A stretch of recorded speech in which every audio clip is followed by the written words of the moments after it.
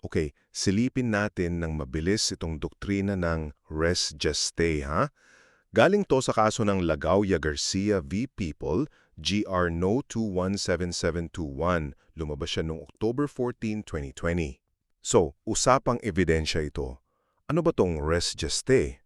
Well, ito yung idea na kapag may bigla kang nasabi sa gitna ng isang nakakagulat na pangyayari, pwedeng tanggapin yan sa korte. Oo, kahit pa hearsay yan, di ba yung sinabi lang sa'yo, hindi mo direktang narinig.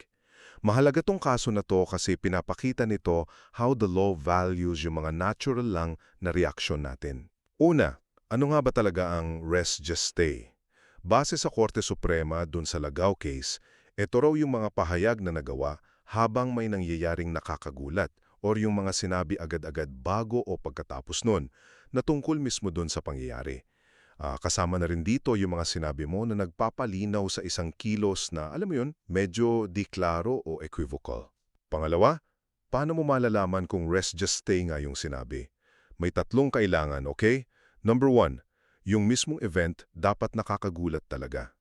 Number two, yung sinabi dapat biglaan, yung wala pang chance mag-isip o gumawa ng kwento yung nagsalita.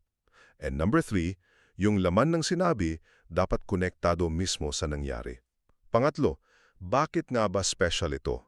Bakit exception sa hearsay rule? Kasi 'di ba, usually bawal ang hearsay. Pero tinatanggap ang res gestae kasi ang thinking dyan, yung mga biglaang nasabi dahil sa tindi ng emosyon o gulat, malamang totoo yon, hindi gawa-gawa lang. Pero klaruhin natin ha, ang tinatanggap dito ay yung patunay na nasabi nga yun, hindi automatic na totoo yung nilalaman ng sinabi. Gets? So in short, ang res gestae ay paraan para magamit na ebidensya ang mga spontanyong nasabi sa gitna ng gulo dahil nga kusa itong lumabas. Ang tanong na lang siguro, paano ba talaga masisigurong spontaneous ang sinabi at hindi lang galing sa script? Para sa iba pang mabilisang legal insights, huwag kalimutang mag-subscribe